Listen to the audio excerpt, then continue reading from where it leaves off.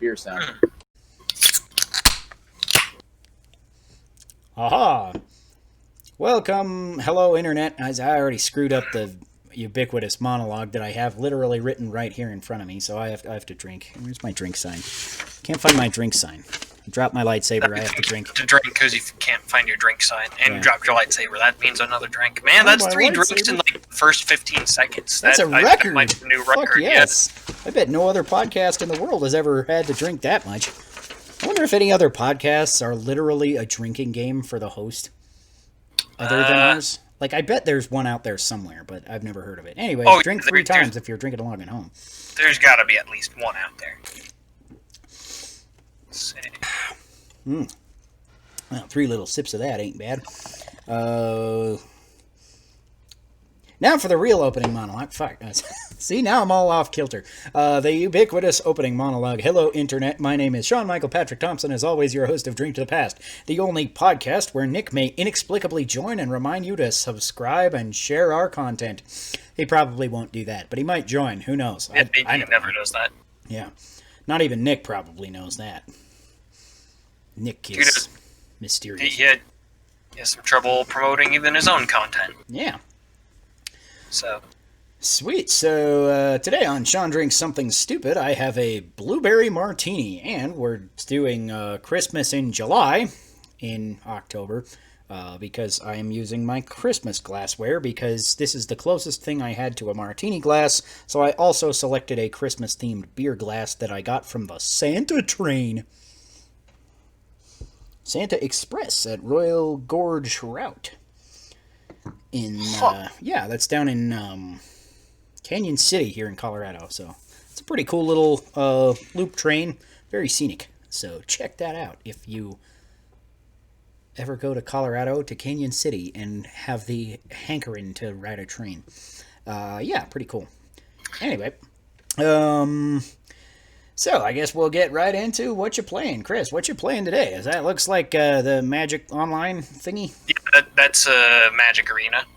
Okay. Which is kind of like Magic Online, but Magic Online was actually like an interesting thing back when that was around. I don't remember if this is the one that I played or if it was another one. I played one that's like supposed to be the just Magic in video game form, but it wouldn't let you tap your lands individually. You would have to select spells from your hand, and then it would automatically tap lands.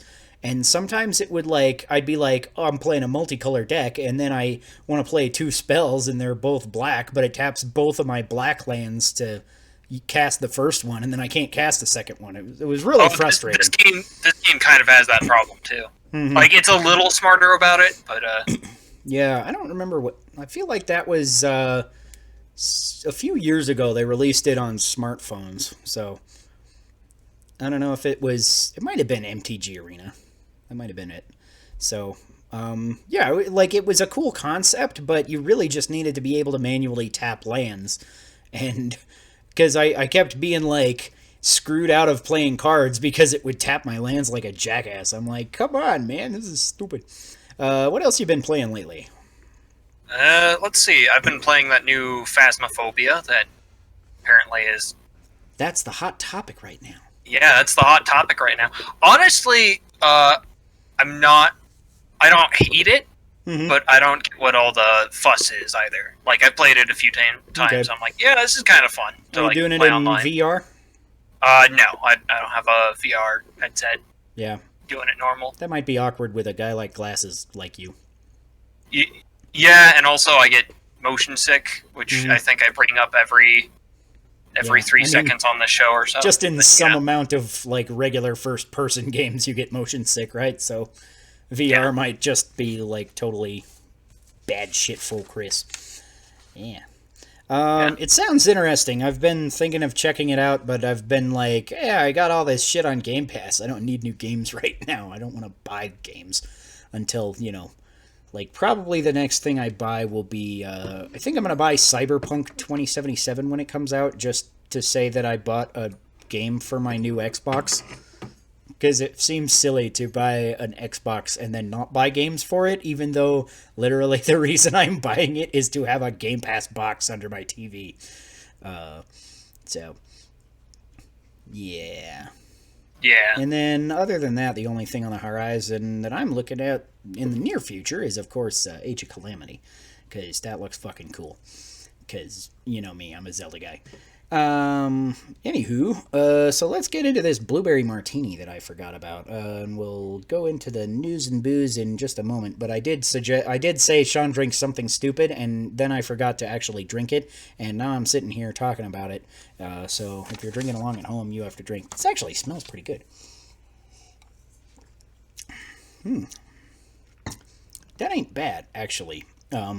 It's another one of those little shooter bottles that is just like dump in this and a shot of booze. So it's a shot of vodka and a little bottle of blue stuff. But it's better than most of them, I feel like, because it does have a little bit of that sickly sweetness that they all have, because it's like mostly sugar in there, I'm sure. But there's also a little bit of other kind of flavor in there, because you definitely get a little bit flavor? of that. Yeah, wow. It's like, it's not just a fuckload of like simple syrup or something. Yeah, so you actually get the blueberry in there and a little bit of whatever like dryness from martinis. I'm not exactly a martini expert.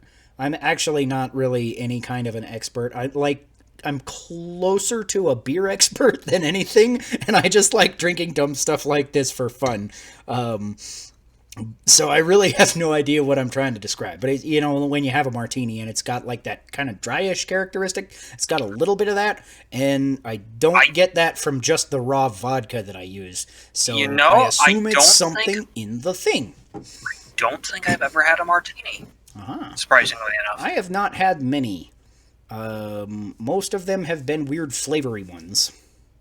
So they're like appletini or something like that? I ended up having to drink half of my wife's appletini one time when we were dating. She got an appletini, and then her friend who had was celebrating something, so she was taking both of us out to dinner. It was this weird scenario, but she was like, "Do you want another beer? I'm still buying." I'm like, "Okay, sure." She ordered April another appletini when she was in the bathroom, and April comes back and she barely finished her first one. So I think I drank most of that appletini, and it was kind of hilarious because my wife is a super lightweight, and she drank that one appletini and a little bit of the second one, and I drank 2 beers and the rest of her second one, and I was like fine. I'm like not even buzzed, right? Because I'm a big fat Irish guy. And she was too drunk to drive me home, and I had to call my dad. I'm like, "Dad, I don't want to walk." That was funny. Anyways, I thought I was going to tell you all about Breath of the Wild this week, because pretty much all I played was Breath of the Wild until literally today. I played a whole buttload of Doom Eternal this morning, and then about an hour of Halo ODST before we jumped on the podcast, so that was pretty cool. Getting back into Halo ODST is kind of cool, because, again, I haven't played it in a long time since it was on Xbox 360, and now it's funny because I'm getting gamer score for this game that I already got for this game, but it's not ODST anymore, it's Master Chief Collection, so I'm getting more gamer score for the same achievements that I got, which, like, it's nothing, like, impressive. I just think it's funny that I'm getting the same achievements again for beating all the chapters. I'm like, it's silly. And then, I played like a crap load of Breath of the Wild this week, because I was kind of like thinking, oh yeah, I'll get into it, just kind of, I want to replay it, see all the cutscenes again before Age of Calamity comes out next month. So I was like, yeah, I'll get on that. So I collected most of the memories this week. I finished out the last Divine Beast that I hadn't beat on my newest save file, and I've found probably 100 fucking Koroks all over the place. I'm finding them all over the place now because I got the Korok mask as one of the DLC things, and it like gives you a little indication when you're close to a Korok seed. And I'm like, okay, that's kind of cool. And it's very useful, but it's kind of a double-edged sword, because when it shakes, I feel obligated to search out to the dying breath to find this Korok. And sometimes it's really tedious, even with the mask, to actually find where the Korok is. but it's still pretty fun. And then let's go into our first piece of news and booze, and we'll talk about that because the other game I played just a little bit of was Super Smash Bros. Ultimate, because Steve came out on October 13th. The release date was announced 2 weeks ago, and we didn't have a podcast last week, so we didn't get to talk about all of the Smash news that comes with this. So, Byleth, Banjo-Kazooie, and Terry Amiibos are also going to release fall of next year, so it's might have been a little bit of a delay with that, so there is still a little ways out. And also in this patch, a Creeper, a Pig from Minecraft, and the Diamond Armor from Minecraft Mii Fighter outfits are now available, as well as Travis Touchdown and Bomberman Mii Fighter costumes. So there was kind of a lot of stuff in here. What do you think about all that? Have you tried Steve yet? I have not tried Steve yet. The one thing I think of when I hear Steve now is I think, hey, Steve. Nice. That brings me back. I haven't watched Homestar Runner in a long ass time. Check out them, homestarrunner.net. It's .com. It's .com. It's .com. I played with him a little bit. He's interesting. I don't feel like I will ever be good with him because he's super technical, because you have to mine up materials and then you can use the materials to power some of your moves, or you can just use them to upgrade your weapons by crafting them in a crafting table. It's super intense. I feel like really technical, skilled players are going to be able to do amazing, hilarious shit with him. I actually saw one video of somebody like using his up smash and a combination of his ability to he's got an ability to just jump and lay a brick. Like in Minecraft, when you're crafting things, you can jump up and put a brick down so you can, craft up a tower. And they use this to literally go all the way under the battlefield stage and get back up on the other side. It was like, what the shit? I feel like technical players are going to have a crazy heyday with this guy. I don't care about Steve as a character enough to put in the time sink to get good as him. But occasionally I think he'll be a fun character to play, and I'll just, mine up a buttload of ore and then spam the minecart move and throw minecarts at people. Steve is... He's really got that default character that you start with vibe going on, which is fair, because, that default character that you start with. Yeah. Yeah. Yeah, it's weird that, I feel like Minecraft kind of deserves the representation because it's such a ginormous, iconic series at this point. But Steve as a character is somebody who I literally could not care less about because he's not a character. Right? People complain that Link isn't a good character because he's just the avatar character, but he's got 8 billion times more personality than Steve, right? Yeah, Link has an actual personality, at least some of the time, at least in some games. Yeah. What do you think about the Amiibo? You don't do much Amiibos, do you? Oh, no, Amiibos they're for me, I think of them like DLC, but less convenient. A little bit. I have always been the kind of guy that really wanted to collect first 4 figures and that kind of really awesome statues, and I can't afford that, and even if I could justify, one, I would put it somewhere and my children would break it within a week. So I'm like, Amiibos are alright. They're $15 and they're detailed enough and I can display a bunch of them. They're cool. I'm like, okay, this is kind of satisfying my deeper desire to eventually have a big ass statue collection. So I am definitely going to get Terry. Byleth, I don't care that much about, and Banjo-Kazooie, I'm like, nah.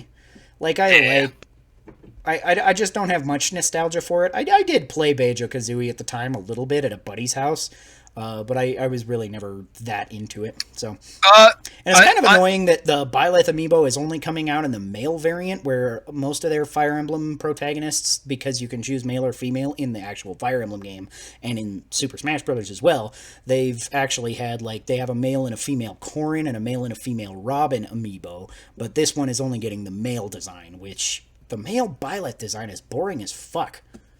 Well, male Byleth has a boring as fuck personality too. Yeah, I mean, female Byleth does too, because literally neither of them has personality. But we've been over that. We had a whole podcast about that almost, where I basically picked the topic just to bitch about Byleth the whole time. I love being the host. I'll drink to me. I'll drink to you too. Yeah. And, yeah, so Terry is the only character that I'm like, yes, I'm gonna get this fucking amiibo. So that'll be cool.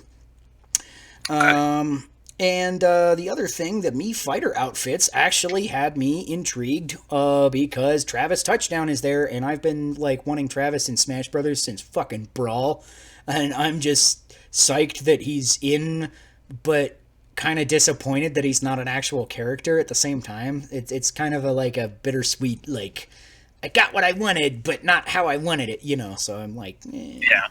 But I did buy it, and for the first time I used Mii Sword Fighter because he can be Travis, and he's an alright character. I'm not, like, crazy about him. I tried several of his combination movesets, that's kind of a unique little thing that you can kind of customize their moveset a little bit, but I'm like, yeah, it's fine. I'll probably, like, back pocket him because he's Travis, and for no other reason. Because I literally kind of customized him to play more like Ike, but I'm like, I'd really rather just play Ike. So. And I feel like that's fair enough. Yeah. I've also been an Ike main since Brawl, so, you know, there you go. Next piece of NooznBooz. I forgot to timestamp our NooznBooz.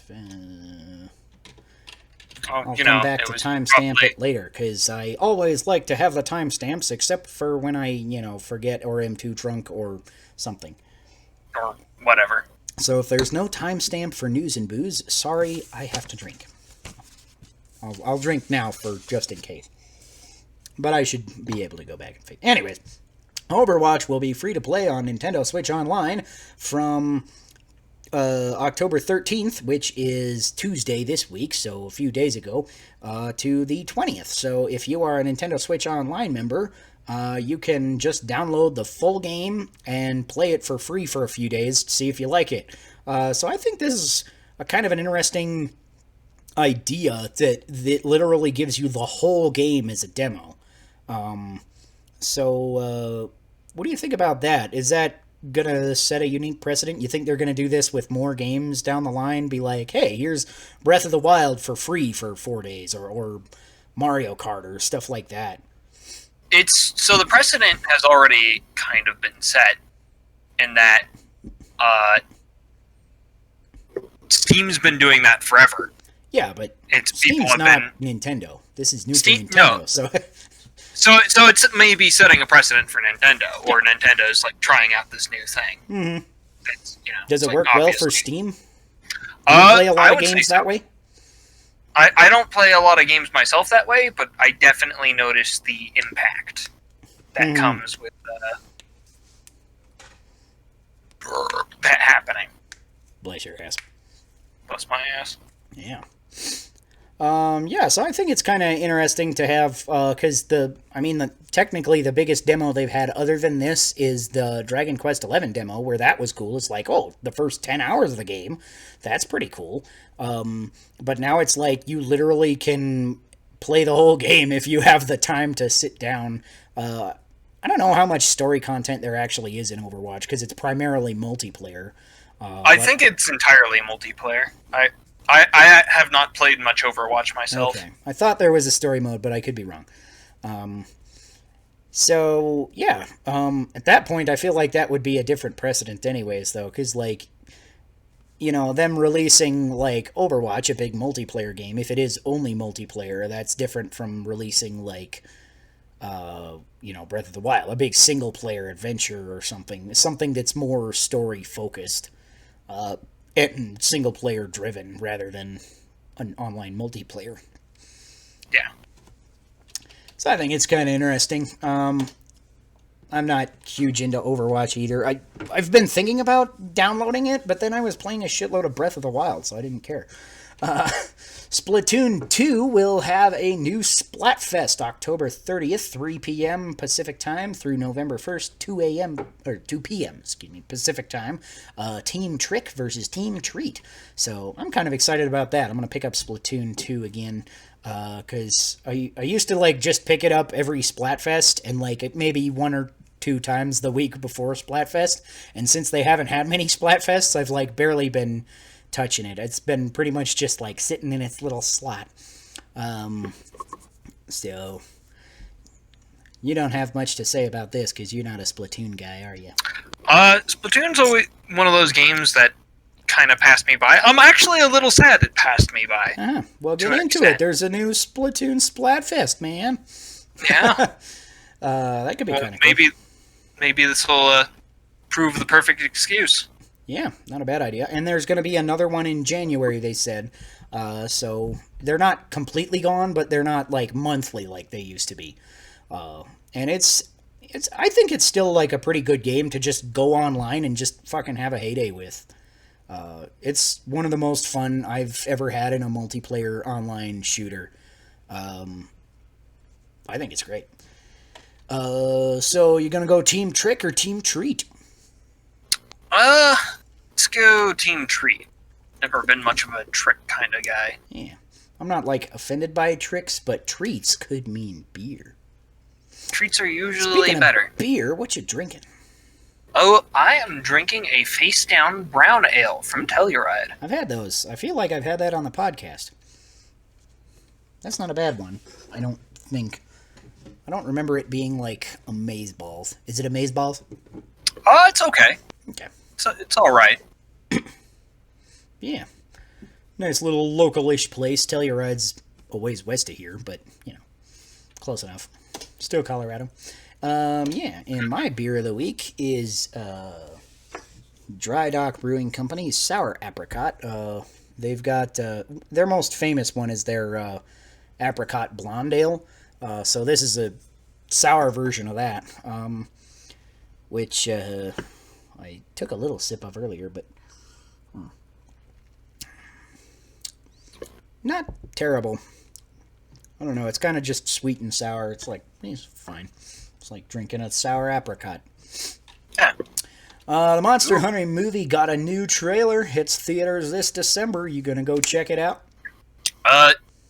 Based on what I've been seeing on Twitter from our mutual, it sounds like it's not really related to Monster Hunter. It's kind of weird.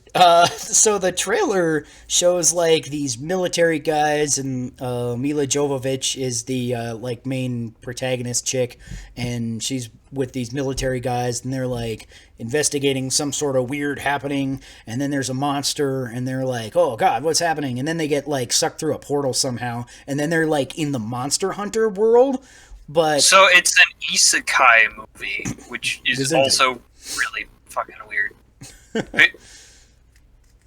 Yeah, so I think it looks like a lot of fun, but I also think it doesn't look anything like normal Monster Hunter, because you know, it's like got all these military guys sucked into the alternate dimension or something to fight the monsters, and it looks like the monsters are going to come back to Earth as well. So I think it'll be a pretty fun like man versus monster movie. I like fucking kaiju movies, right? I'm a big Godzilla fan and stuff. I mean, so yeah, I think it'll still be a ton of fun, even if it literally does not live up to Monster Hunter as a franchise at all. I think it'll still be a decent like monster kind of movie. I still have a suspicion, even though I don't think UA directs movies anymore. Mm-hmm. And also, do you remember UA when he was challenging his critics to like boxing matches?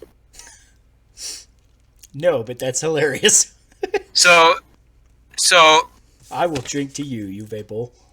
He's a terrible director, like genuinely awful, and because his movies, the worse they do, the more money they make back due to what was a tax hole in German law. I'm not sure if it's there anymore.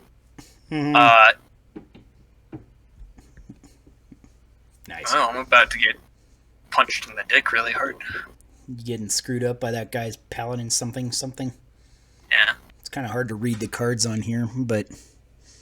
Yeah. Oh, paired tactician? Something like that? Yeah. Ooh, you got a serrated scorpion.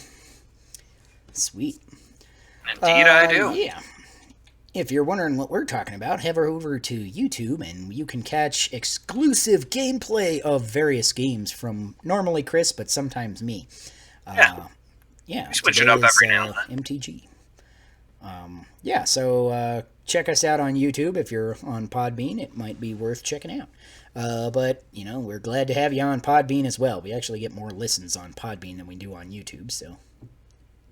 I have not really been able to look at the analytics, so...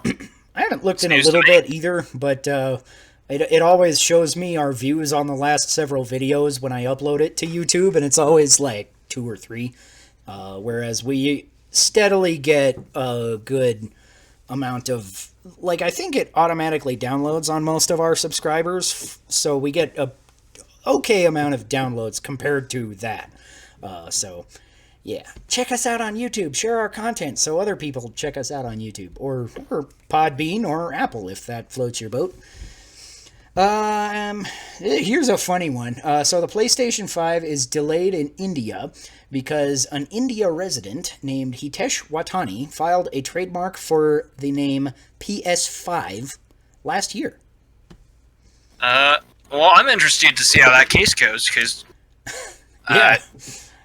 I feel like I don't think it'll go anywhere. I think Sony has way more money than this random patent troll. I'm sure, but I feel like he's just there so that Sony will be like, here's a shut the fuck up check. Just settle out of court, give him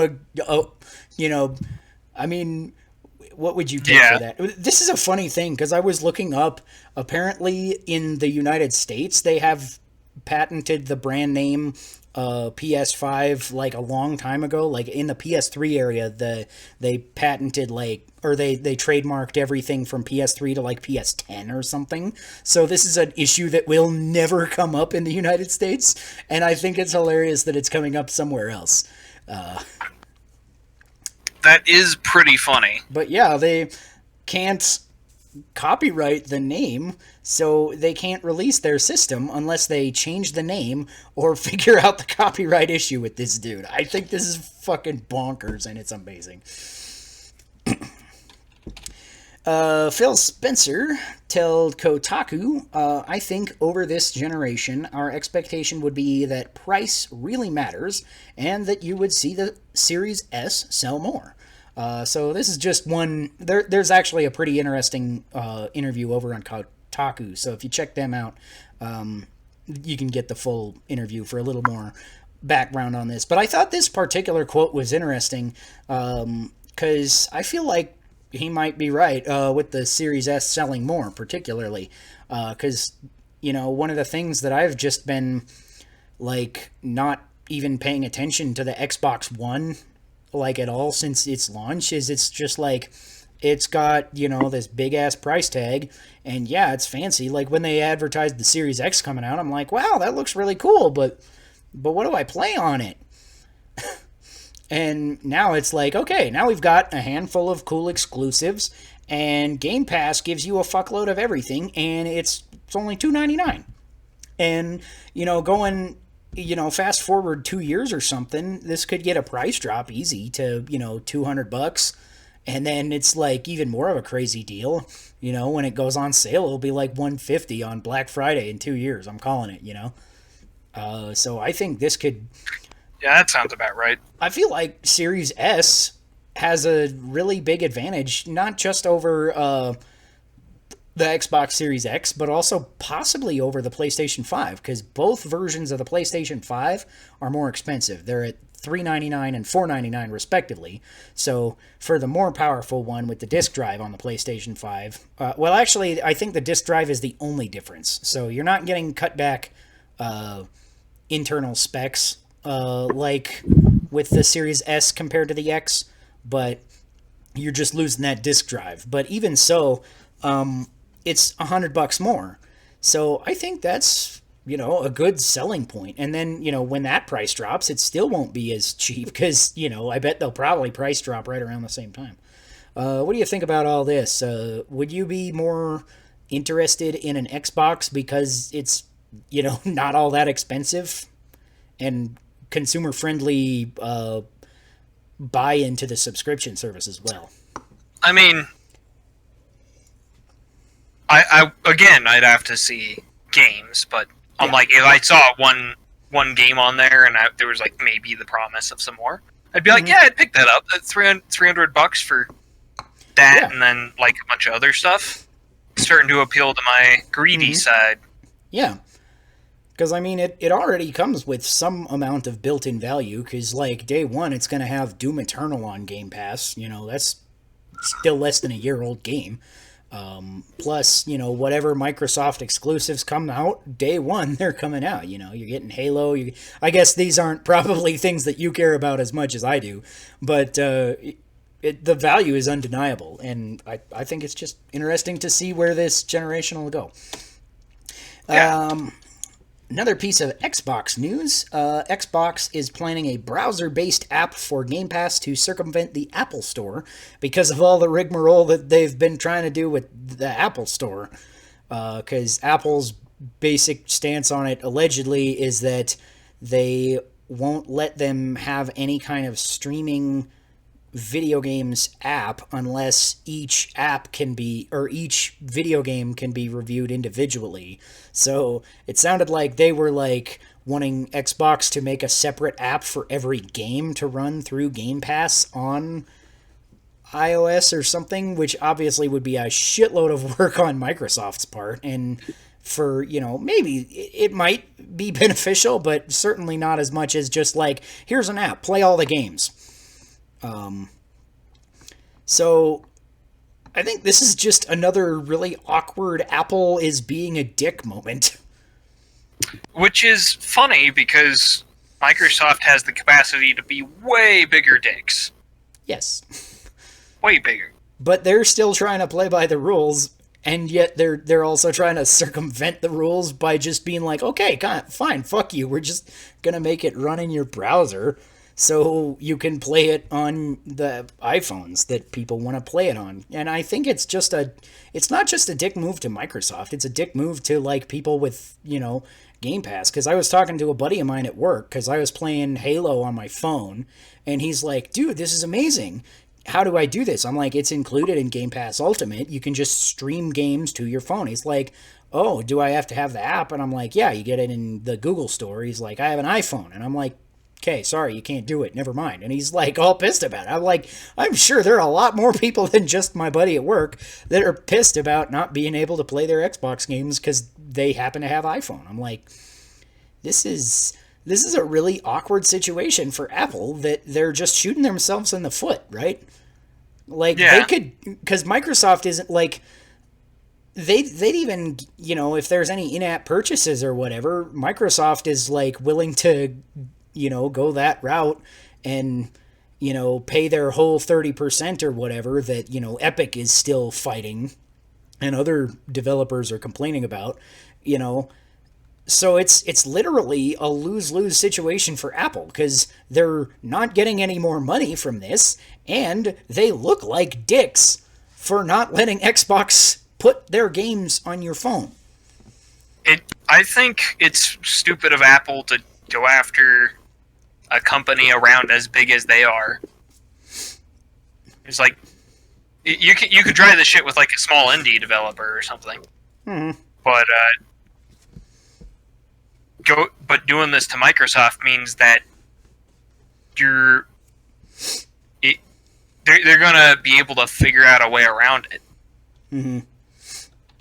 Yeah, because not every indie developer or whatever could figure out a web browser. They might not have the capacity because the studio might be 2 guys, right? So, yeah. But Microsoft has enough fuck you money to make it work somehow.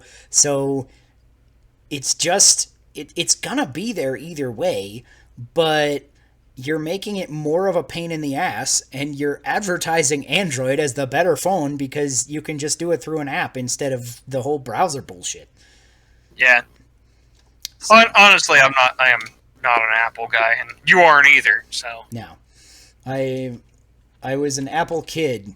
I had Macintosh computers growing up, and there was some good stuff about it. And now I feel like Apple has become exactly the giant corporate douchebag that in the 80s they, were founded and were trying to take down. Like, maybe even worse. yeah, that's what happens with every company eventually. Check us out on Apple Podcasts, by the way. Yeah. Oh, wait, no, iTunes, don't. Check us out on Podbean, yeah. Or YouTube. Or YouTube. Then you can watch me lose repeatedly at Magic. Yeah, what the fuck, Chris? Do you suck or something? Nah, it's just everyone's playing meta decks. Okay. And I have not really spent money, so it's jank versus meta. Yeah, that's an issue with these kind of things as well, which is why I kind of quit Hearthstone, because I could tell that, like, because I've played Magic for a long time, and even before that, I played Pokemon and Yu-Gi-Oh!, and I've got a decent mind for how card games like this work, and I got, like, okay, and I beat all the low-tier guys because I knew what the fuck I was doing, and then I got bumped up to the mid-tier, and most of the mid-tier players were, like, making absolute trash moves, but still winning because their cards were better. And I was like, I'm not spending money, so I'm not gonna win, so this is boring. Hearthstone also has a lot more luck-based cards than Magic. Mm-hmm. But I feel like the consistent mana generation makes up for that. Yeah. In Magic, the cards themselves are less luck-based, but the chance of getting mana screwed on 3 lands, like I am right now, is a lot greater. Yeah. Or, possible at all.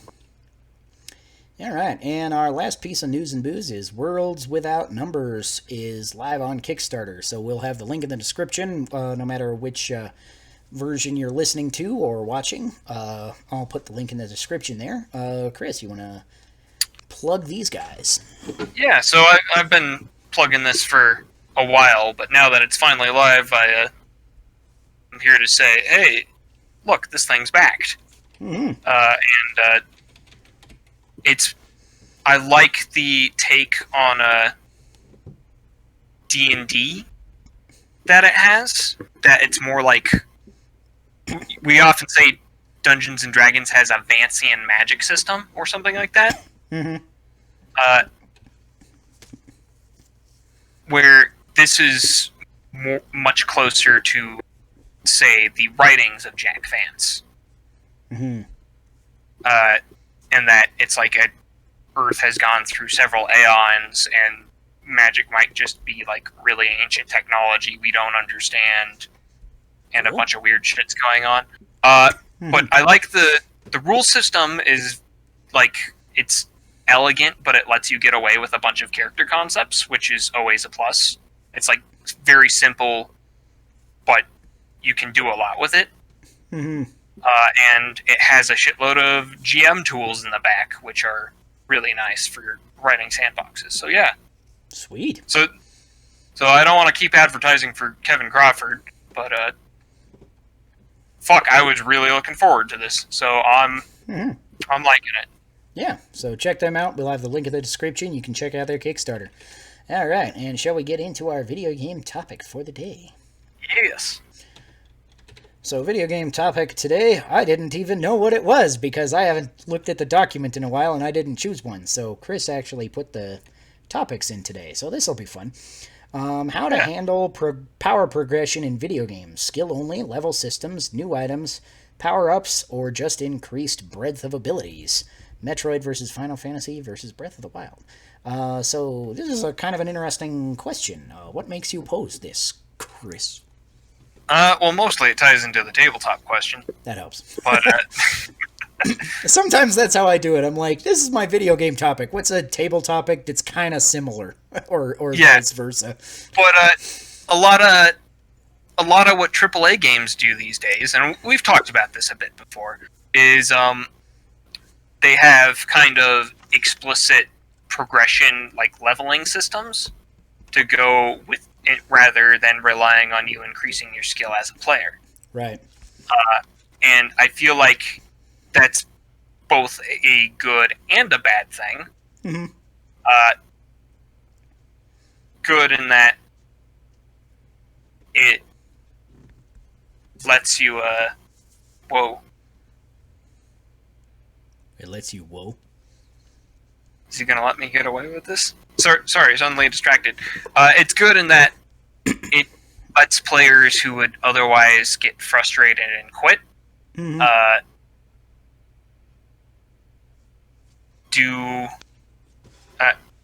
It gives them something to look forward to. Yeah. But it's bad in that players never really learn to improve their skills, and it also means that a lot of AAA designs are not based around improving as a player. So that Right. kind of game falls by the wayside. Mm-hmm. Real quick, we forgot to rate our drinks, so I'm pretty sure we both have to drink. What do you rate that beer on a scale of 3 to 17? I'm like, I like it okay, but I'm like, I guess it's not doing much for me. It's kind It's of pretty underwhelming. Yeah. I Kinda feel like a couple underwhelming. of the Telluride beers that I had were like that. They were like, they're fine, but they just like I'm like- don't stand out that much. It's like a real beer. I can tell it's a real beer. Yeah. But it's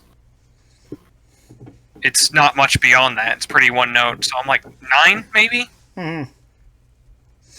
Yeah. I'll give my blueberry martini a 11. Just above the average, which those like sugary things were like mostly right around the average or a little below. So it's not my cup of tea, but it's fine. Yeah. And then I'll give this beer another go. Yeah, I feel like it's really just one of those sours that's just kind of like, look at me, I'm a sour. We're popular. Millennials drink us. It's fine. See, I like sours. I like sours sometimes, but I don't like sours for the sake of being a sour. It has to be more than just a sour, you know? Yeah. I say that about a lot of things. I don't like one-note beers, whether it's a sour or it's an IPA that just tastes like hops, you know? It's boring. This is absolutely the definition of a one-note beer. Yeah. Kind of a disappointing week for our beers then if my mixed drink is the highest, because I think I'm going to give this a 10. It's like, it's sour. It's apricot-y. Can't really tell I'm drinking a beer. It's like sour apricot juice. It's fine. It's not, intense. Like a lightsaber to the face. Yeah. But not many things are intense like a lightsaber to the face. True. Yeah, I think it's an interesting question you pose, because power progression in video games I feel like it's more interesting if you get a little bit of a blend of all these things. Breath of the Wild is a good example, kind of blends this, because there is a progression of, you go to shrines, you get to upgrade your heart containers, you upgrade your gear occasionally. So there is some progression to it, but at the same time, you're going to have a really difficult time getting to the top tiers of that progression if you don't actually pay attention and learn how to play to some extent. I feel like it's a really good mixture of these styles, because the further you go, the more you play, the more hearts you get. Theoretically, that makes everything easier. You find new food to do stuff, but that's another thing that you have to kind of pay attention to, is what kind of food do you have? Are you going to make buff food? Are you going to make a bunch of food to just heal yourself? Are you going to wear this armor that gives you this buff? Are you going to change it out depending on the scenario? Stuff like that. So it's a little bit of strategy. It's a little bit of just generic, progression.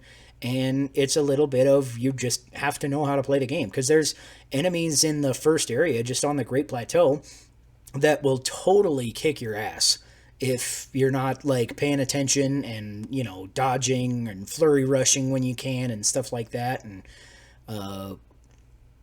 so I feel like Breath of the Wild is one of the games that does this the best.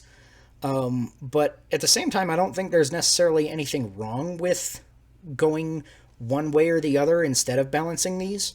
Because obviously, like, other games like Halo doesn't really have any kind of progression like that. You're the same guy you are. There's just different guns depending on the level, right? Yeah. And so that's pretty much all skill based, especially when you get up to the higher difficulty settings. If you're, that kind of gamer, you want to go and play through on hard or stuff like that. And it goes a little bit of different way than, like, say, Doom. Because Doom has a little bit of that kind of progression, because as you go through the game, you're getting the better guns and stuff like that. So, the levels are still getting harder, and you're still having... I feel like in Doom, you still have to get better at the game, but it's also kind of making it easier. So I think I kind of generally like those balanced kind of games where it's like you get a little bit of both. Although I really do like Halo better than Doom, so I'm both not sure external what that says. and But it's only just. I only just like Halo better than Doom. It's weird. Yeah, I mean, and when you're at that point, it can be down to just the various different designs. Mm-hmm. Because I'm also a big fan of... I'm also a big fan of, like, tactical RPGs. I'm also a big fan of games like Disgaea, where it's nothing but leveling and leveling and leveling, which is kind of the draw of it. Like, doing the tactics, at least, is still important depending on what level you are and a certain range. Yeah. But you always have the option to get levels beyond that. Mm.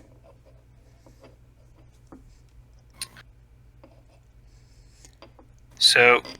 Yeah, I'm trying to think of a game that I didn't like as well that kind of did this, and I'm going to go with Crypt of the Necrodancer, which I liked well as a game, but because there was no obvious progression, it kind of didn't incentivize me to keep playing all the time, because it's like, there's some amount of progression, because when you get gems, then when you die, you can get permanent upgrades and stuff like that. But it really also is, like, so random that, like, some playthroughs I'll get to, like, the third floor or whatever just because I get a really badass weapon in the first one, and other ones I'll have, like, shit the whole time, and they'll spawn a bunch of dragons in the first level, and I'll just be totally fucked. So, yeah, I like that it makes me learn how to play the game and get better at the game, but I also feel like there needs to be a more direct incentive to keep playing the game and keep getting better at the game. There needs to be a little more reward at the end. Not that it was, like, terrible reward, but I feel like it didn't reward you very often, because, after, like, the first couple of times you got upgrades, it became, like, very expensive to get good upgrades for gems in that game. So I think that's something that Cadence of Hyrule kind of balanced out a little better, but maybe a little too far to that other end where it's like, okay, now you're getting upgrades, like, a lot in Cadence of Hyrule. I felt like I was just like, at the start I was like, I'm not very good, but I can do it if I'm, playing the game well, and at the end I was just like, just kind of mowing through enemies, just like, I don't care, because I got all these, some of the weapons in that game are, like, permanent. So you're just like, yeah, fuck you. I have this weapon, and I know, most of you can't touch me. And if you do, I've got like 40 hearts or something. Yeah. So there's a balance to be struck there. I don't think Cadence of Hyrule or Crypt of the Necrodancer... I think they're kind of on extreme ends of the spectrum a little bit. And something meeting in the middle would be better. Well, I guess a lot of the better liked roguelikes, roguelites, or what have you, whichever name you prefer. Man, this guy's gonna hate me. A lot of the better liked roguelites have kind of a meta progression system. Like in Binding of Isaac, you get to unlock new items that you'll find in later runs the more you play. Right. So you don't just get good at the game, you also unlock more things. In Slay the Spire, you unlock new cards. And Enter the Gungeon, you can unlock new guns. Mm-hmm. And I think Enter the Gungeon does this best, actually, in that you have to improve as a player, and you can actively feel yourself improving as a player, but you can also get lucky and get further than you normally would, and be like, hey, I made a lot of progress, or I made it down to the next floor, so I feel much better about myself. Mm-hmm. Then again, maybe I just really love Enter the Gungeon. It's possible. Yeah. So what do you think about, you brought up power-ups versus a more strictly, like, level-up-y system, like Metroid versus Final Fantasy is your example here on the document. I think that's a kind of an interesting way to go through it, because I feel like there's not a lot of difference between the two, because in the end you're still like getting that progression, but you're getting it in a different way. Maybe power-ups might be better in some cases, because obviously that would eliminate any kind of grind whatsoever, whereas like level ups might involve grinding, or they might not, depending on how the game is balanced with that and different things. But I'm not sure there's a huge difference between the two. So do you think there's a huge difference, or that one is necessarily better? I don't think any is necessarily better in general. I think lots are better for certain kinds of games, but every design decision has trade-offs. Mm-hmm.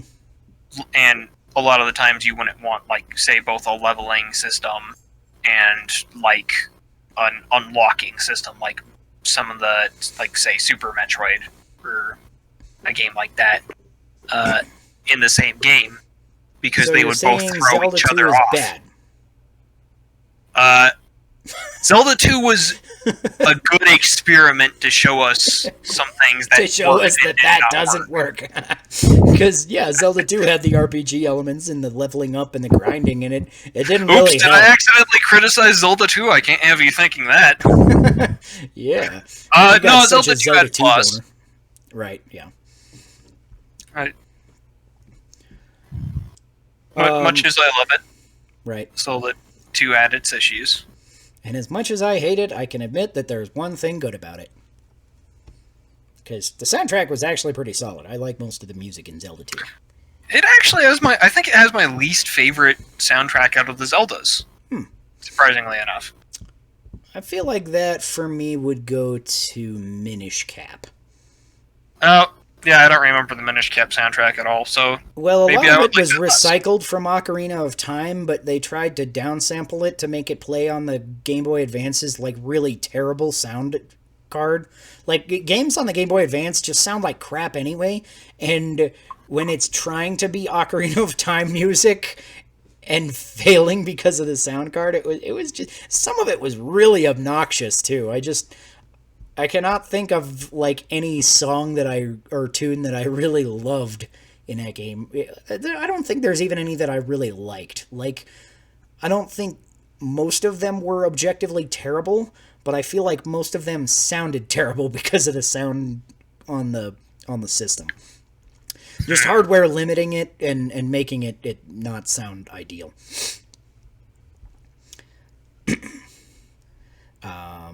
But yeah. Let's see. So, yeah, Zelda 2 definitely could have done without a leveling system. Yeah, Could have just like done with make your just- max level at the start, and you're still probably gonna die all the fucking time, right? Yeah. I think Zelda 2... I think a leveling system might be fine for that kind of game if it were balanced in a more careful manner. Right. Like some of the other Metroidvanias, you could have it so that you level up normally so that you're dealing the expected amounts of damage if you just play through the game normally. But if like a player is bad, you can let them grind a little, and then they can just kind of power through something they otherwise wouldn't be able to. I think with Zelda 2, that was more a design issue with enemy balancing, because enemies were not very well balanced in that game.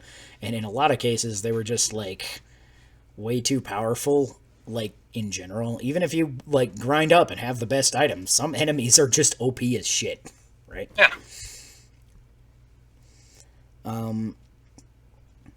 Yeah. So what do you think about a skill-only games? Because that's one of the things you have in here. And I'm trying to think of a skill-only game other than, like... I feel like Crypt of the Necrodancer is close to that, but I'm trying to think of a game that's strictly skill-only. Because I feel like pretty much every game I've played gives you some kind of, upgrade along the way, or tool to help you learn the game, at least. Well, original Super Mario Bros. A lot of the older games. That's true. I guess platformers in general kind of are like that, because platformers very seldom give you any kind of, like, strict upgrades. Yeah. I guess it probably depends on the platformer, but I don't know, I'm trying to think of platformers that really... Yeah, most of them are just like, you get hit twice, you're dead. Here's the level. Have fun. Yep. So, yeah, and that's not a terrible thing about platformers either. Although in some of them you get new abilities, like in Celeste you get like the double jump and you stuff like that. The double jump in Celeste, I feel like, is that's not a pure example, but you only get the double jump when you need the double jump. And Celeste is really interesting in that most of its advanced moves it just doesn't teach to you, but you're able to perform them at any time. Yeah. Like, what is it? I want to say, like, down... It's like down dash jump or whatever it is. I don't know what the actual name is called. I'm not sure either. I'm not even totally sure what you're talking about. There's like a long jump you can do by dashing at the ground at a certain angle and then jumping. That makes you go way further. And I think the game actually teaches it to you in one of the B-side stages. Okay. But I never did any of those. It doesn't teach it to you before that. And you can do it at any point. So Celeste is a good example of intrinsic progression. Yeah, 99% skill-based. Yeah. If not 100, yeah. Yeah. Because I guess Celeste, I feel like you get the dash early on, but I don't feel like you start with it. But I could be wrong. I guess maybe you do start with the dash, which is effectively your second jump. And then it refills when you hit the little crystals and stuff, so you can jump more, usually, depending on, the design of the level and stuff. So you do not start with the jump. You unlock it when the crow tells you that you can dash. Or you don't start with the dash. Okay. So, yeah, you unlock two things in that game. Which is pretty good. Yeah. Pretty good assortment. I'm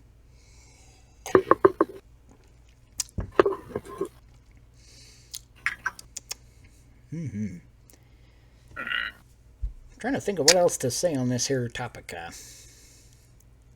I think we've covered a lot of this before in an earlier podcast, actually. So possibly, it wasn't quite the same topic, but it might have been topic adjacent or something. But yeah. So, do you prefer one over the other? Skill versus item progression versus level up progression? Skill versus item progression. It tends to be how I'm feeling. Skill progression, games where I need skill to progress, I usually cannot play when I'm not feeling like all that energetic. I typically am like, oh, I just wanna fuck around and not play. So I'll play games that are easy to play, where I can just kind of grind something out and just mash my way through it. When I'm feeling at the top of my game and I want a challenge is when I switch to the intrinsic progression kinds of games. Okay. Yeah, like I was saying, I kind of feel like a good balance is key, because I want to get better at the game, and then, the next time I play it, if I play it again, I want to be like, I have an idea of what I'm doing and stuff like that, and then I can, explore different things that I didn't see the first time and stuff like that.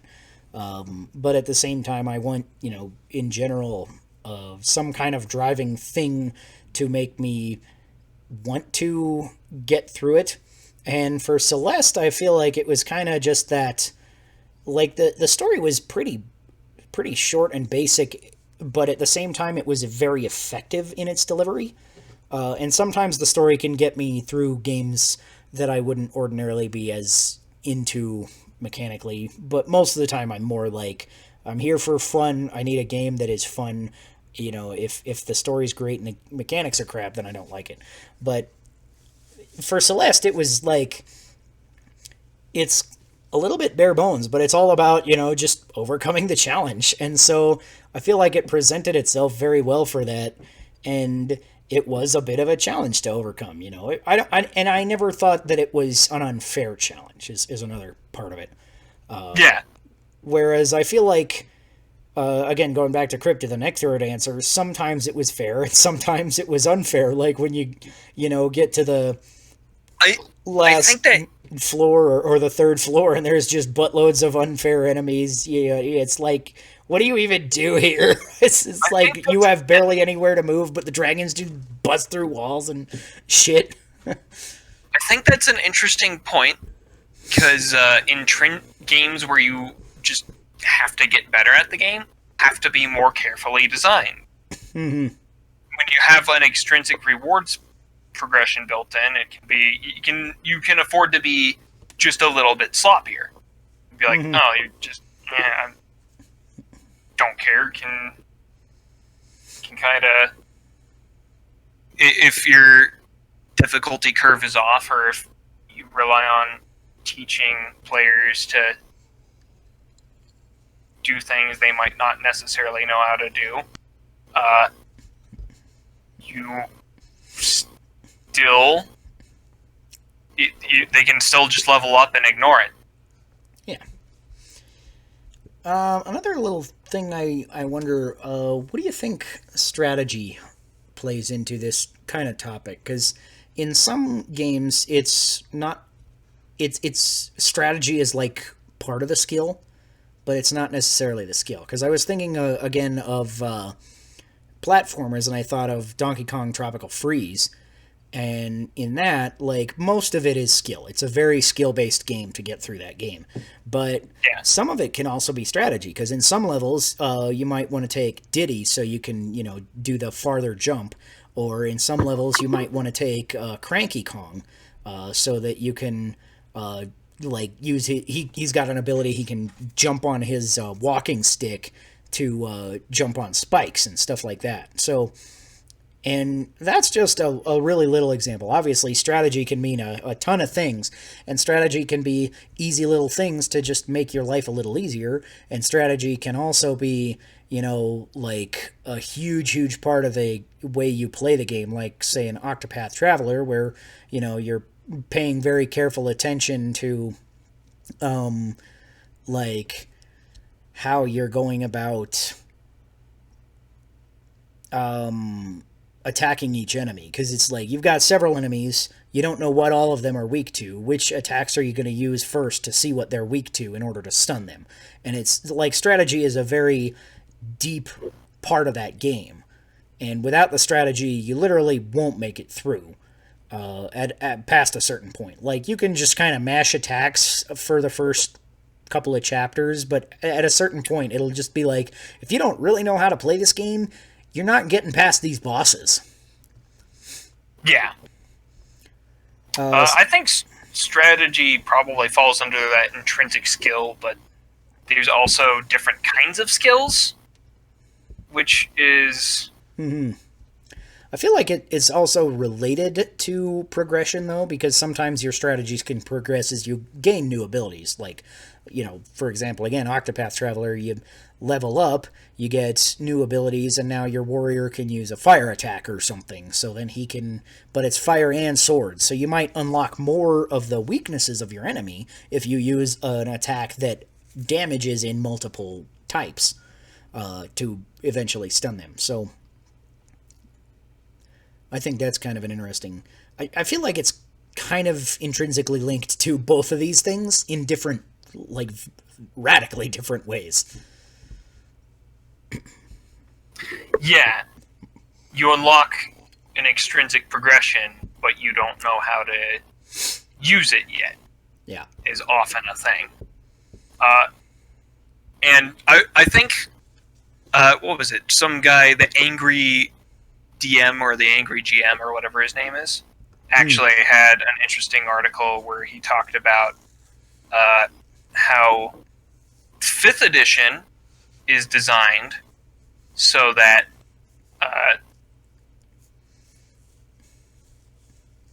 let's see. It's designed so that you have enough time to get used to your new abilities and learn those new abilities before you advance to a level where you get yet more new abilities. Mm-hmm. That's how the XP curve is designed, which I thought was interesting because we don't. I don't think I've ever played in a campaign with you where we've used the XP system as designed. Yeah. Our group is weird like that because, like, I feel like all of us have a little bit different idea of how often you should level up and stuff. Because, like, I remember the first campaign I ever played in, and, like, I think I got, like, we played for, like, 2 hours. We did a whole big-ass quest, and I almost died, and all this stuff. And in some campaigns I've played later that are just like, oh, yeah, you went through all this crazy encounter, you level up. That's just it. And I think in this one I gained, like, 200 experience out of the 1,000 you need for your level up from 1 to 2 in 3.5, or 3.0. It was 3.0. And... yeah, I feel like I've kind of gone to a different balance where I'm just like, yeah, I'll give you a level up after an adventure or two, right?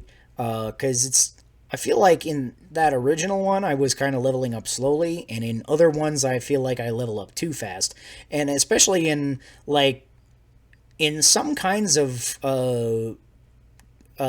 D&D play specifically, we've had GMs that are throwing, more difficult challenges at us than the normal challenge for our level.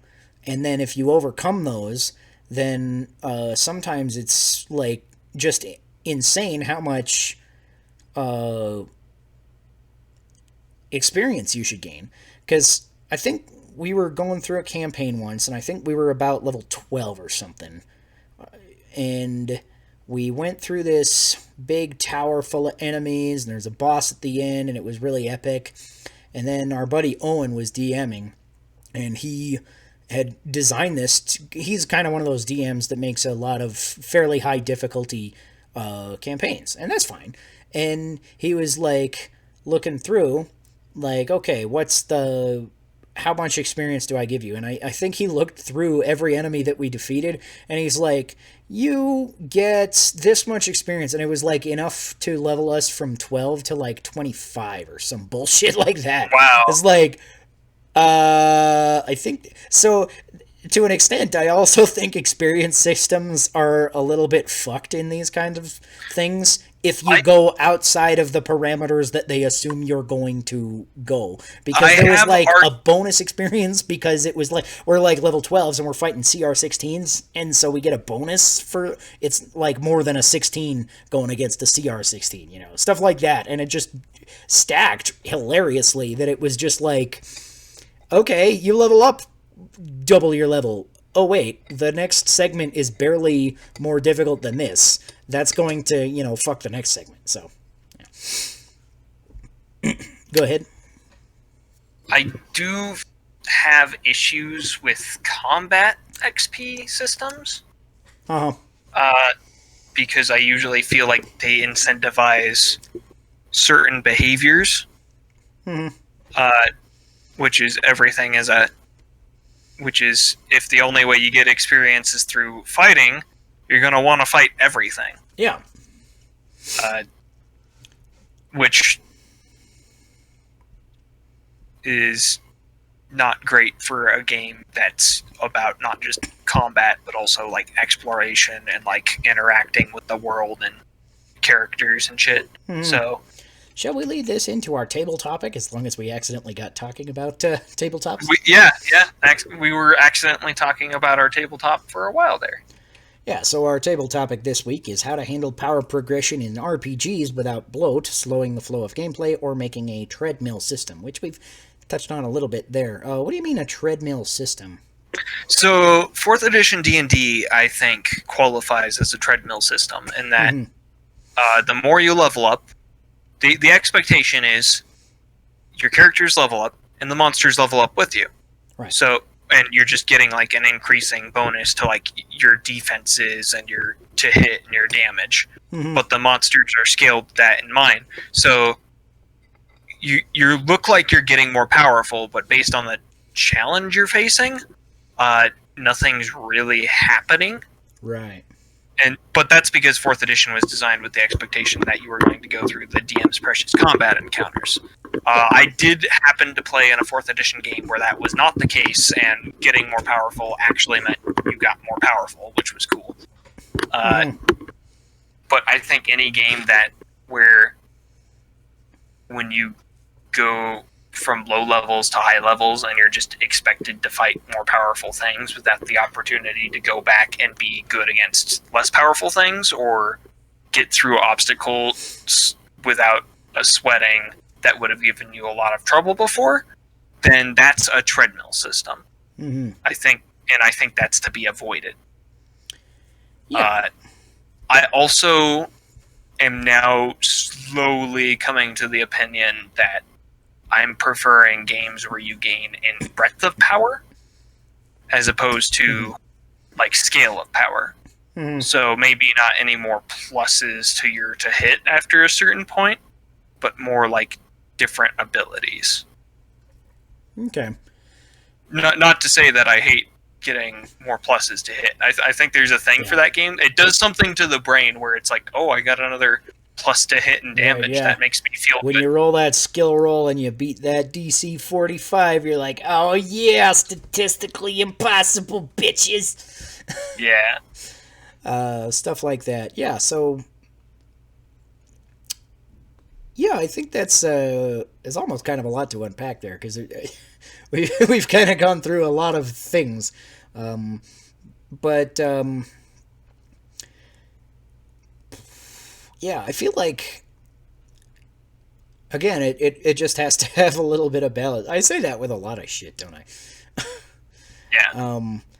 But yeah, it's like, I feel like for combat encounters specifically, you can't just, we hit harder and the enemies also hit harder and we have more hit points and the enemies also have more hit points, because that just kind of, I can see what you're saying with the treadmill system there. It's like, okay, we're doing the same things we were at level 4, but we're level 15 now.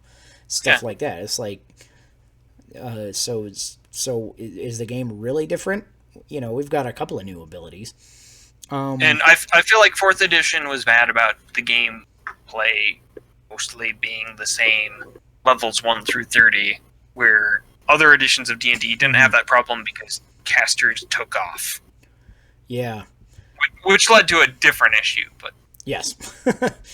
But, yeah, I feel like as you progress, you should get more interesting things to do, which, to an extent, is kind of a problem with some systems, especially 3.0 and 3.5, where, like, level 1 through 20, if you're a melee fighter, particularly, you will gain 0 new things to do the entirety of that level.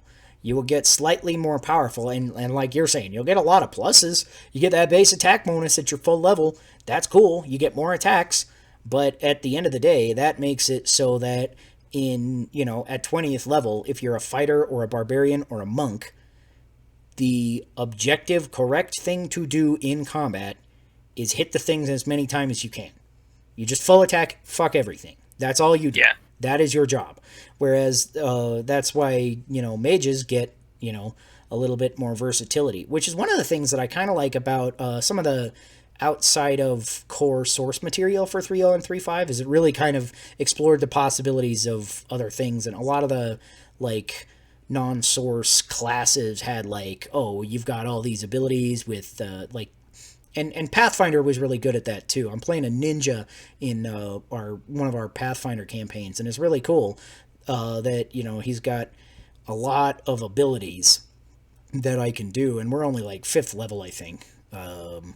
And I still feel like, okay, I got my sneak attack, I can use poison, and I can use my key points to give myself an extra attack or do various other things based on what powers I've taken.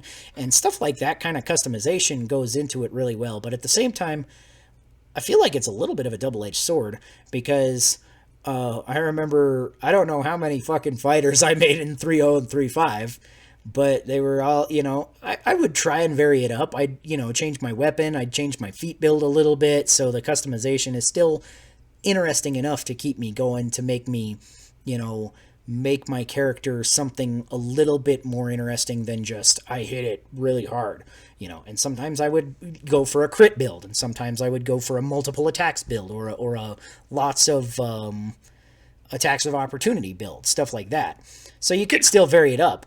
But then you go to the Pathfinder things with the ninja, and a lot of the classes in Pathfinder actually have similar abilities like this, where it's even just the regular rogue, I think in Pathfinder gets rogue talents or something they're called, and you just have this giant ass list of different powers to choose effectively, and most classes have something kind of like that, of just a big list of powers to choose.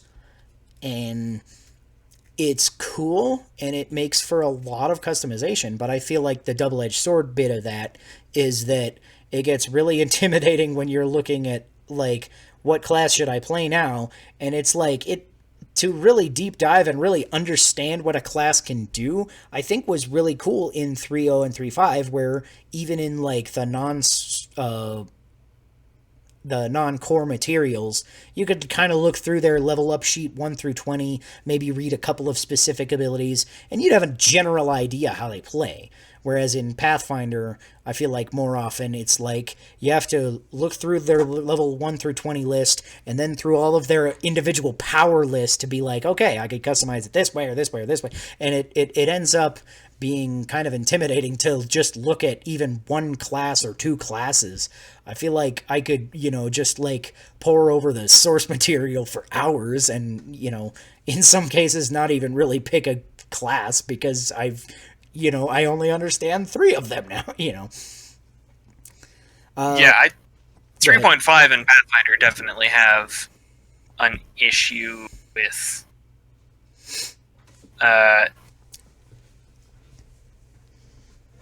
with complexity and scaring off new players. Yeah. I think that's almost inarguable. Yeah. It's my favorite edition, and I can't deny it. It's just how 3.5 works. You get all that customization, but it's a lot more of a pain in the ass to create a character than it is in 5th.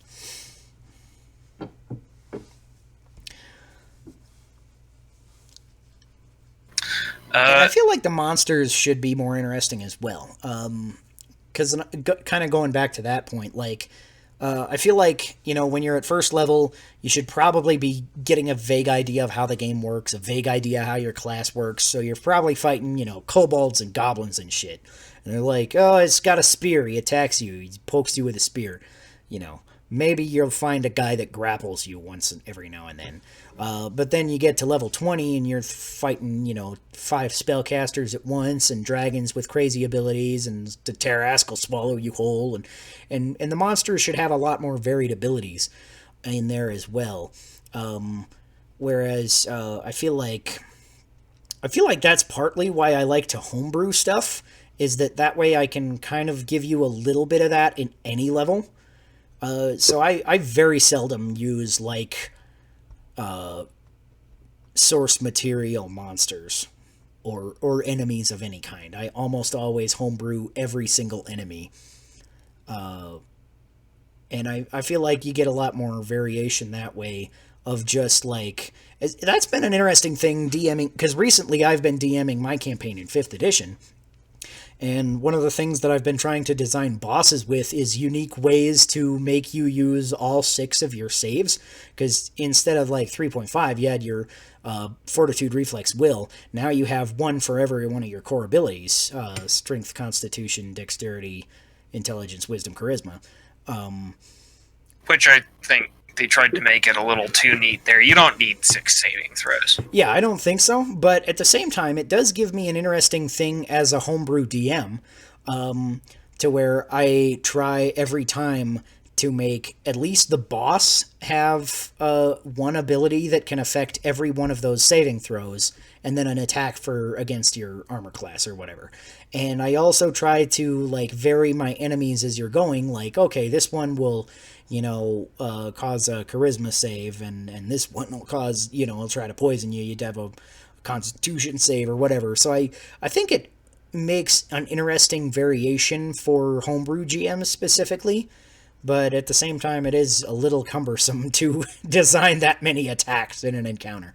Especially since I feel like half the time I design all these attacks and they get, 2 or 3 rounds and they can't use all of them. And they get destroyed. Yeah.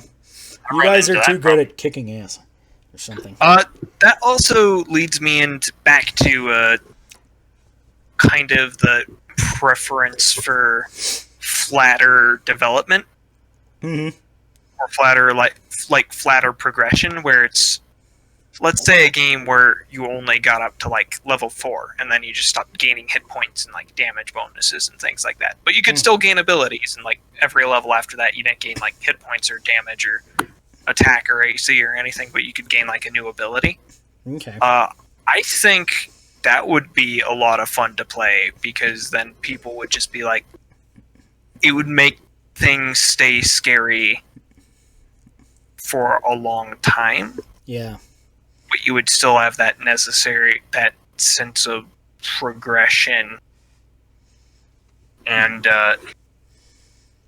you'd still be gaining like new abilities, like new spells or new techniques or whatever. It's an interesting kind of an idea. It reminds me a little bit of, remember when I was doing my Zombocalypse campaign? I made a homebrew system for that, where essentially every level you don't gain a class level, but it was based on 3.5, so you could just select any ability from 3.5 and apply it to your character. So you could put on sneak attack, or as long as you met like the minimum requirement to obtain that.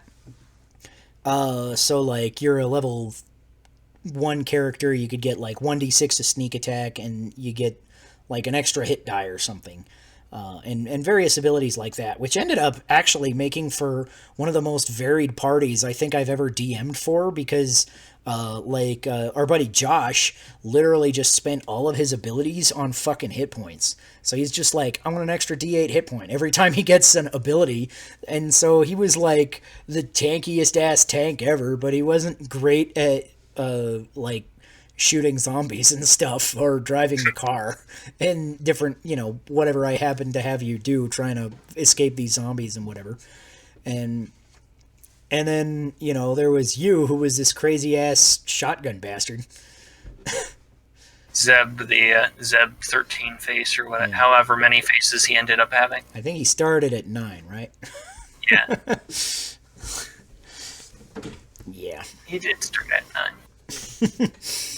And just kept getting his face fucked up more and more by different battle scars and shotgun blasts and a sword to the face from a naked chick. Yeah, that hurt. Yeah. So you never want to get hit in the face by a sword from a naked chick. Mm-hmm. What do you think about that kind of thing? If you had to choose, like you could gain hit points, but you had to choose them instead of your abilities, would that make for a deeper customization, or go further to what you were talking about with a little bit more of the scariness of the campaign? I don't think it. I think it makes a game really customizable. Mm-hmm. I think it can lead to a lot of fun in that everybody can kind of have really different things going on with their characters that way. Mm-hmm. So it's like one guy's like, yeah, I'm not going to die from hit point damage, whatever. He's just like, I'm so tough, I can't fucking die. And that's kind of how a lot of point buy systems work. Mm-hmm. Like Hero System or Mutants and Masterminds is more Hero System than anything, where you can just kind of build the character however you like.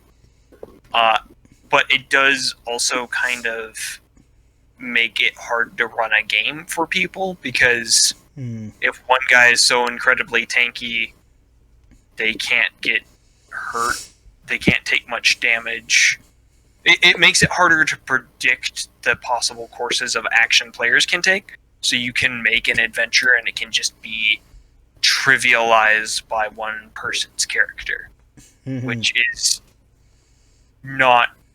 It's fun once, and then it kind of sucks when it happens continuously. I don't think that's a problem with Zombocalypse, because you were still constrained by the level system. Yeah. That was an interesting thing. That kind of reminds me of Chris and I created a tabletop system that we called the Super Simple Super System. And we were playtesting it with our group once, and one of our guys made what he called One Punch Man, where it was similar to One Punch Man, where he could literally all of his points he just put into punching people. So he would kill literally anything he punched. His minimum damage was almost enough to kill almost any enemy in the entire game. And obviously it's like very unlikely when he's rolling like 8d6 or something that he'll roll minimum damage. So he's running around, even if he rolls average damage, he's just punching things and killing them. And it was, I think one of my players was like a little bit like, oh man, I should have built my character like yours. You're just so effective. But then literally the first time an enemy attacked him, he died. So it was like, oh wait, hold on. Now I'm gonna avoid that. That had some bullshit right there. So I think because he didn't put any money into hit points. A character design system like that, or a system that's very flexible in like design, in character design and character progression. You also want to make sure that, at the very least, that the players know what kind of like traps there are in the design and how to avoid them. Yeah. Or you just find a way of making sure they don't hit those traps at all. Yeah, one of the things that you suggested was like to make a minimum point based on level. You have to have at least this many points in this stat and this stat and this stat. This many minimum HP and stuff like that. And I think there's, to an extent, that's a good idea, but at the same time it also kind of takes away a little bit of the customization that we really were going for when we designed the system. So it's another double-edged sword from the design aspect at the very least. So I'm not sure where I stand on that yet. I feel like our system just needs some more playtesting to just make sure it's like there's not like any gigantic loopholes in it or something. But oh yeah, absolutely. Other than that, I feel like our system, like the way it works, is the way I feel like I want it to work, and I think that's pretty cool. Because you get all this customization, and you also can make a character for a new player in 10 minutes. Which is kind of fucking incredible to me. I'm just so, like, amazed that we came up with this shit. We should sell it. Make billions. Billions. Probably I mean, we'd not. probably make, like, hundreds if it was all polished up and stuff. Yeah. Get to editing that document, would you? editing it. I think I was letting gonna, do something with it the other day, and then I got distracted, and then the other day was 2 years ago. That's how that works sometimes. That is kind of how that works. I could pull it up here with the. I'm gonna look at when the last time I edited it was.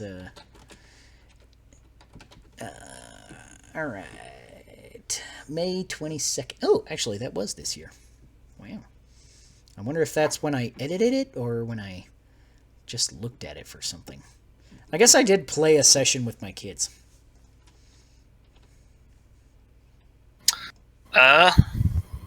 Anyway.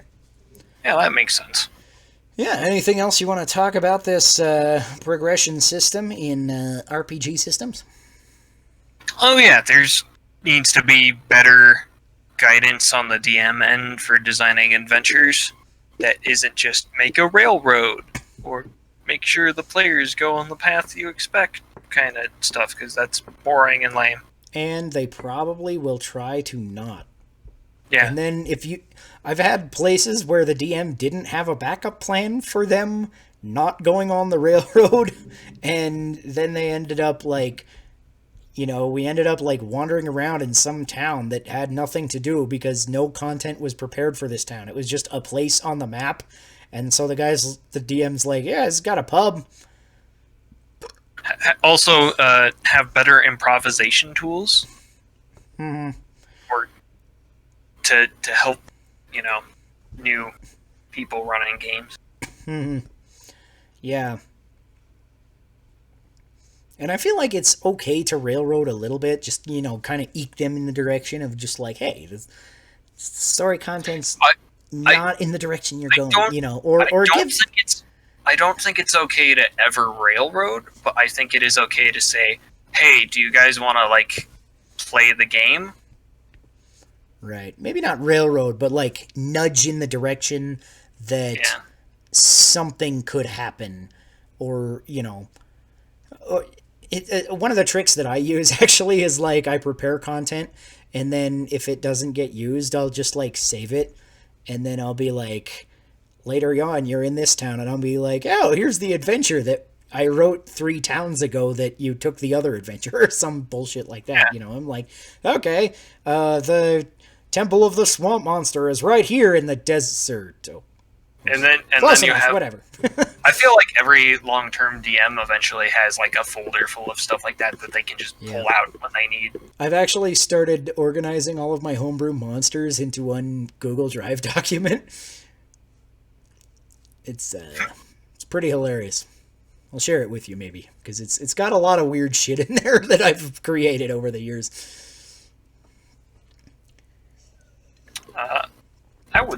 I'd like to look at that. Yeah. Anything else? Not that I can think of at the moment. Yeah. So, don't totally fuck up your progression system if you make a tabletop RPG. Yeah. All right. I think that's good general advice. Yeah, and then I guess that'll do it, unless you've got anything else. I guess we're done. Yeah. Shit, we are done. The end of the podcast has its own theme song now. And I'll probably forget it by next week, 'cause I'm gonna drink. I feel like you just made up this theme song. No, I've been rehearsing that for, day. Oh, really? Ish. For some reason, I don't believe you. I wonder why. Because what you said was complete nonsense. It's possible. Anyways, thank you for joining us on Drink to the Past. As always, you can catch us on YouTube, Podbean, and Apple Podcasts. My name is Sean Michael Patrick Thompson. You can catch me over on TwoGuysPlayingZelda.com. Of course, you can catch me on the podcast here. This will be awesome. And we're actually going to have a couple of interesting weeks. Coming up next week is our big crossover episode with the 4 players. So check out the 4 players on YouTube, and some of them, or maybe all of them, I'm not totally sure yet, will be here next week to talk about whatever it is that we'll talk about. And then the week after that, I actually have 2 guests lined up to come and talk about Breath of the Wild, which will be an awesome, badass conversation. So don't want to miss our next couple of weeks. I think they're going to be really cool with some fun guests to talk to. Yeah. And of course, as always, this is my co-host, Chris Slappy Audette. Hi, I'm Chris, terrified for the future of this country, Audette. You can find my writings now on itch.io. 5 Cataclysms has a storefront on itch.io now. So you can pick up 5 Cataclysms Core Rules Beta Edition, still under development. Please judge, but in the appropriate amount. And House of Flowers, which is a module, and you can pick both of those up for any price you like, including free. Also pick up some of Nick's content. What a tease. His content is good. Yeah. So, Sean, I have to ask. The 4 players. Yes. There's 4 of them. That's really what they're called. That is, yeah. You can check them out on YouTube. They do different kind of co-op things on their YouTube channel, where sometimes it's got... I haven't watched a ton of their videos. I've watched a couple of them. One of them is our good buddy Crow, who comes on the podcast regularly, and he's with 3 other people, and they do various commentary and multiplayer games and stuff like that. They might want to workshop that name. I'm just gonna lay it out here. I think it's wonderful. Isn't it? You think There's 4 of them, and they're players. Because they play video games. 4 players. It makes total sense. I got that part, but how do I say it? How indeed? How do you say it, Chris? Their name is really sexual. Is it? I didn't notice. I can't even say that with a straight face. I think that means I have to drink, right? Beautiful. It's a beautiful name. Yes. It's one of the best names. For beautiful people, as far as I know. I don't know what any of them look like because they're on YouTube and they're usually hidden behind, video games. Yeah. I know what Crow looks like because he was on our podcast once and he was like, hey, look, I'm on video. And I was like, hey, sweet. That guy's Crow. Yeah, that's how I remember that conversation, guy. Thank you. Oh. Yeah. And now for that part of the podcast where we just talk about stuff until somebody says something really awkward, which I feel like almost might have happened like when we were talking about foreplay and stuff, but it didn't. So now we have to say something else also awkward. So, yeah. Yeah. What kind of deck you playing there, Chris? I thought it was black and white a minute ago. You switched? So I actually did a draft in the middle of this because I saved up enough of the free-to-play currency to do that. Neat. Which was pretty cool. Mm-hmm. So now you're all going red-green. It's one of my colors in Magic. I actually like the red-green. Those 2 colors are one of my colors. There's just something so honest about it. Yeah, it's just like, I'm just gonna punch you in the face and burn your dick off. Yeah. I like that. Yeah. I like punching people in the face and burning their dicks off.